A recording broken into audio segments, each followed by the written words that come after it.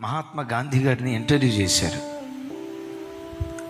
ఆయన క్రైస్తవుల గురించి మీ అభిప్రాయం ఏంటి అని అడిగితే, క్రైస్తవులు అని అంటంతో మహాత్మా గాంధీ ఊగిపోతా, క్రైస్తవులు అంటే నాకు ద్వేషం, చర్చికి వెళ్ళే దేవుని బిడ్డలంటే నాకు ద్వేషం, యేసు ప్రభు మా దేవుడు, యేసు ప్రభు మా దేవుడు అని మందిరాలకు పరిగెత్తుతారని వాళ్ళంటే నాకు ద్వేషం.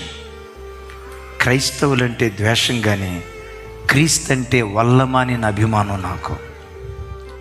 క్రైస్తవులంటే ఎందుకయ్యా నీకు ద్వేషం? ఏం చేశారు నీకు? మందిరాలకు వెళ్తారు, వాక్యం వింటారు, కానీ వాక్యం విన్నట్లుగా బ్రతకరు సార్, వాక్యం విన్నట్లుగా బ్రతకరు. చర్చికి వస్తారు, కొట్లాడుకునే తండ్రి కొడుకులు, చర్చికి వస్తారు, కొట్లాడుకునే భార్యాభర్తలు ఒకే చర్చికి వస్తారు. అన్నంటే తమ్ముడికి పడదు, తమ్ముడంటే అన్నకు పడదు, ఆడపడుచంటే వదినకు పడదు, వదినంటే ఆడపడుచుకు పడదు. ఒకే చర్చికి వస్తారు. అత్తంటే కోడలకు పడదు, కోడలంటే అత్తకు పడదు.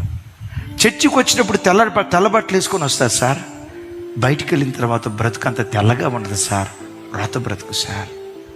నాకే కనుక నికార్సైన క్రైస్తవులను ఎంతో నికార్సైన క్రైస్తవులను కొంతమందిని ఇస్తే భారతదేశాన్ని కాదు ప్రపంచాన్నే 150 సార్లు నేను మారుస్తా అన్నాడట.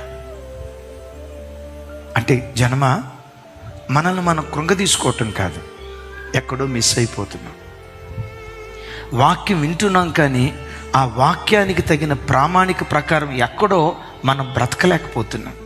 అమ్మా, మీలో ఎవరైనా పేద బ్రతుకుతూ పర్వాలేదు, ఎవరైనా ధనవంతుల ఇంటిలో ఆయాలుగా బట్టలు ఉతికేవారిగా, ఏమంటారు, అంట్లు తోవేవాళ్ళుగా బ్రతికినా పర్వాలేదు. ఆ ఇంట్లో నమ్మకంగా పెంచి వాళ్ళ డబ్బులకు, ఎంగిలి మెతుకులకు, దొంగతనాన్ని కక్కుర్తి పడకుండా నమ్మకత్వానికి నిలువుటద్దంగా బ్రతుకు. ఆ సత్ప్రవర్తనే ప్రజలు ప్రభు తట్టు తిరగటానికి